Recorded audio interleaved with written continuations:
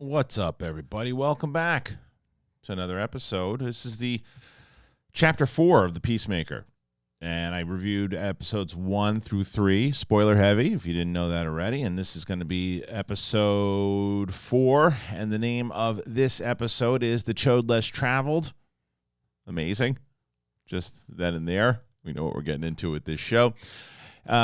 By the way, if you haven't subscribed to this channel, please do so. If you're running around looking for Peacemaker reviews, well, you found it. But I got a whole bunch of other shit that I do on this channel, too. So hit that notification button. Check out our interviews. We had Freddie Prinze Jr. on, CM Punk, Katie Sackhoff, the creators of Cobra Kai. The list goes on and on and on. I got short-form videos. I got reviews, reactions, all of it. Obviously, review here of the Peacemaker.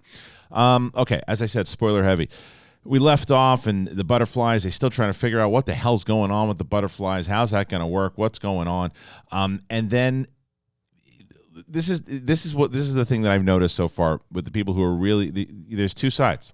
Either you really love this show because you understand everything that's going on with it, and you have to understand that at any moment, at any time, that whoever's having a conversation will disrupt the plot and the conversation to get into a 2-minute or 3-minute conversation about something so mundane and so silly and something absolutely ridiculous, whether it's about the fact that you can walk on your pinky toe and if that's possible, or if your kidney will move to replace your heart or something along those lines, and it will go on and on and on. And I love it. It's so stupid, but it's so great, and it's consistent. That's the difference. It's consistent. It continuously happens and will always, I hope, will always happen throughout the duration of this series. But this one, the other thing, what I really like what they're doing with this show and the series is that through this silly dialogue and over-the-top gratuitous violence, they're putting in some real issues and some real stuff that, you know, the stuff with Peacemaker and his dad. It's the stuff that's ultimately torturing him, and we find this out. His dad is an atrocious human being and was a top villain inside of the White Dragon. He's a white supremacist. He's been torturing Peacemaker all his life. We find out in this episode that he forced him to kill somebody when he was younger, and whoever the guy was, the victim was, and it's a brutal scene of this kid having to stab this dude because his dad, to get his dad's support. And then we found out there was like a throwaway line at first where Robert Patrick's talking to him about his brother. He's like, yeah, your brother was the one who was the one I love. You're just a piece of garbage. And we find out through a flashback, and I thought really well in the end of this with the music that's playing. The music choices in this, I think it just comes from James Gunn's playlist of music that he loves, and he's like, oh, this would be great for this particular scene, and they work. But we find out that his brother had some kind of seizure. And that was the end. That was the end of him. But the standout in this episode again, man, is Freddie Stroma. I believe that's his name, right? Freddie Stroma. Yeah, Freddie Stroma, who was in the Harry Potter movies, but he was he plays the vigilante, Adrian Chase. This guy, and from what someone told me in the comments also, was that this guy he replaced the original actor. And I got to tell you, I'm glad he did, because he is fantastic in this role. He's pissed off that Peacemaker doesn't give a shit about his toe and the fact that he let him get tortured. And that's one of those lines I told you, which I will say plays into the character development of these two, but going inside of that mundane conversation, how he's just mad and Peacemaker, he's like, yeah, I just want to tell you thank you for not giving a shit that I was getting tortured. All right, and they have a great dynamic. But Peacemaker, they're developing little things about him. And Danielle Brooks is still the person that gives us our moral compass throughout this show. She's the one person that you're following that you're going, okay. She's so stressed out about the fact that she doesn't want to kill anybody. She doesn't have to. When she shoots Judo Master, she feels terrible about it. And there's that whole scene where Peacemaker looks up and he's like, I had that fight won. What are you doing?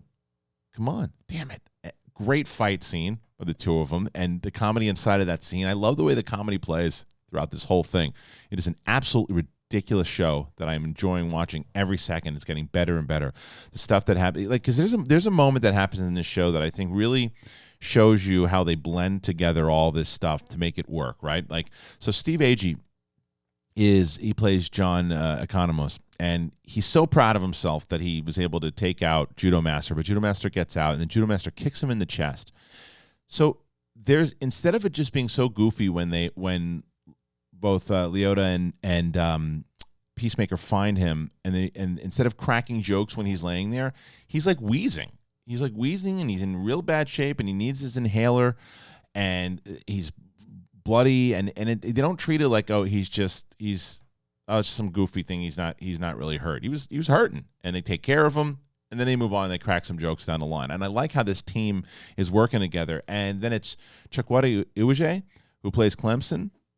We find out at the end that he's one of the butterflies. But the other thing, the big thing that we got out of this was Judo Master going, you don't understand what the butterflies are there, and then he gets shot. So what the hell are they? Is Amanda Waller doing something else? I keep throwing these shots at Amanda Waller throughout the entire thing.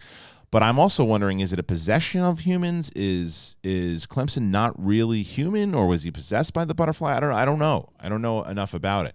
It's a hilarious scene with Eagly when he tries to eat the butterfly. I love what I tell you that I liked a lot was the fact when Peacemaker is dancing around and he's smoking the bong and he puts the smoke in the butterfly's thing. I was like, please don't cut to the butterfly and have the butterfly like all chill and like, you know, kicking back and doing like a Groot thing. Let's not do that. And they didn't. And I thought that it worked. It's just this maniac just blows pot smoke in there.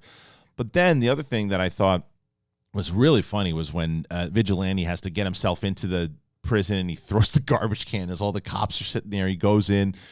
And I'm like, what? He's going to get his ass kicked. And he doesn't. He's a badass, too. He's just the lunatic, but he's a badass. He kicks the shit. I love that scene. Robert Patrick says to him, he's like, I'm not going to attack you. They're going to think I'm the aggressor. And it's exactly what he was doing.